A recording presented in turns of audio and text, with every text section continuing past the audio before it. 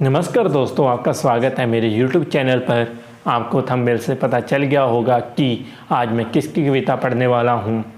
जी हाँ, आज मैं रविंद्रनाथ ठाकुर की कविता पढ़ने वाला हूँ। कविता पढ़ने से पहले उनकी लाइफ स्टोरी के बारे में जान लेते हैं। कुछ लोग सोच रहे होंगे कि मैंने रविंद्रनाथ ठाकुर जी का नाम गलत लिया है। जी हाँ, सही नाम उनका रविंद्रनाथ ठाकुर है जो मैंने लिया है। मैं इसका कारण भी बता देता हूँ कि उनका नाम रविंद्रनाथ टैगोर कैसे पड़ा। अंग्रेज ठाकुर नहीं बोल पाते थे, वो मिस्टर ठाकुर की जगह मिस्टर टैगोर बोलते थे।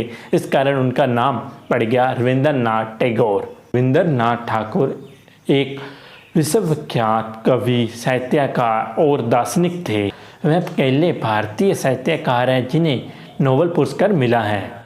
वह नोबेल पुरस्कार पाने वाले पहले एशियन भी बने थे। रविंद्रनाथ ठाकुर जी एकमात्र ऐसे कवि हैं जिनकी रचनाएं दो अलग अलग देशों के राष्ट्रीय गान हैं। भारत जिसका राष्ट्रीय गान जन गण मन है, दूसरा देश है बांग्लादेश जिसका राष्ट्रीय गान है अमरो सोरो बंगलो। उन्होंने 8 साल की उम्र में पहली कविता लिखी थी और 16 साल की उम्र में उनकी पहली कविताओं की किताब छपकर आ चुकी थी।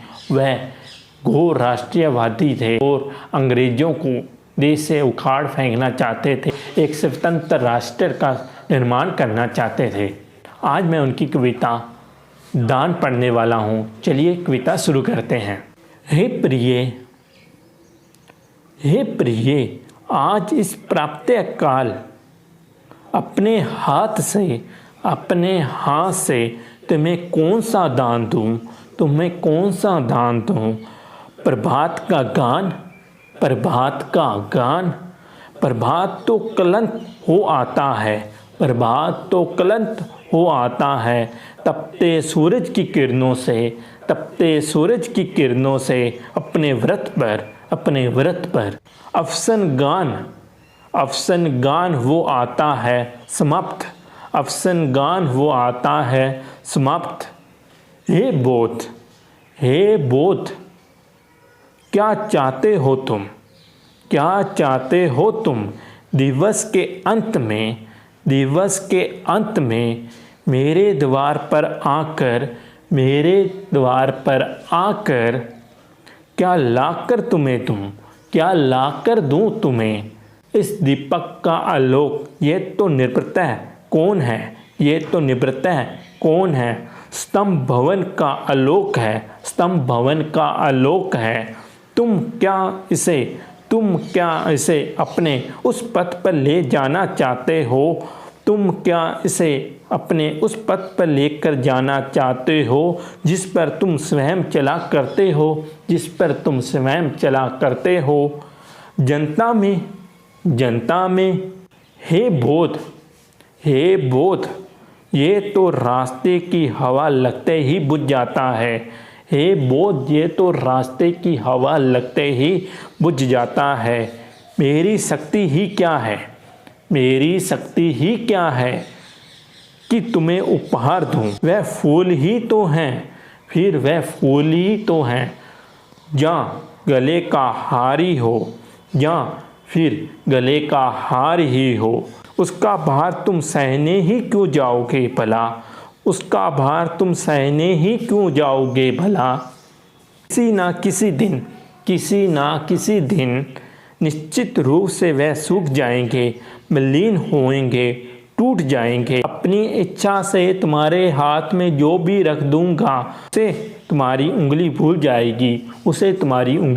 भूल जाएगी और वह धूल में गिरकर आखिरकार धूल ही हो जाएगा। इससे अच्छा होगा जब कभी तुम्हें क्षण भर का अवकाश मिले वसंत में मेरे पुष्पवन में चलते चलते अनबने भाव से अनजाने गोपन गंध से फुलक से चौंक कर तुम रुक कर खड़े हो जाओगे। राह भूल वह उपहार, राह भूल वह उपहार, वही होगा तुम्हारा अपना।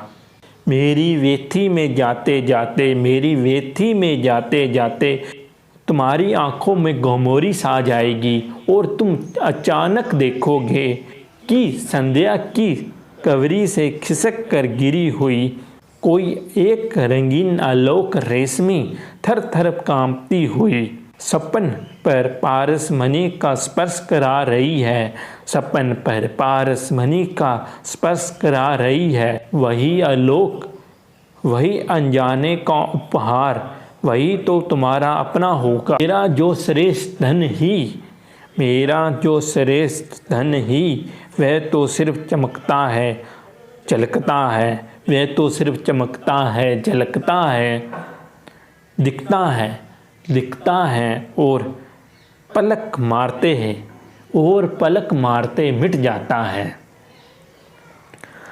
अपना नाम नहीं बताता, अपना नाम नहीं बताता, रास्ते को कंपित करके अपने सुर से, रास्ते को कंपित कर कर अपने सुर से चल देता है चकित करके नूपुर ध्वनि के साथ, नूपुर ध्वनि के साथ। मैं वहाँ का रास्ता, मैं वहाँ का रास्ता नहीं जानता, हाथ वहाँ नहीं जाता, हाथ वहाँ नहीं जाता, वाणी नहीं पहुँचती, हाथ वहाँ नहीं जाता, वाणी वहाँ नहीं पहुँचती। बोध मेरे तुम, बोध मेरे तुम, वहाँ से जो कुछ अपने आप पाओगे, अपने ही भाव से, अपने ही भाव से, अपने ही भाव से।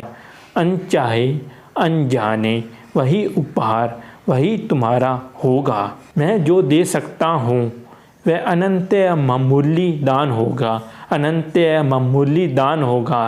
भले ही वह फूल हो, भले ही वह गान हो, भले ही वह गान हो। आपको इस कविता की कौन सी पंक्ति अच्छी लगी कमेंट करके बताना, और इस वीडियो को शेयर करना, लाइक करना, चैनल को सब्सक्राइब करना। मैं मिलता हूँ आपको अगली वीडियो में कुछ नया लेकर।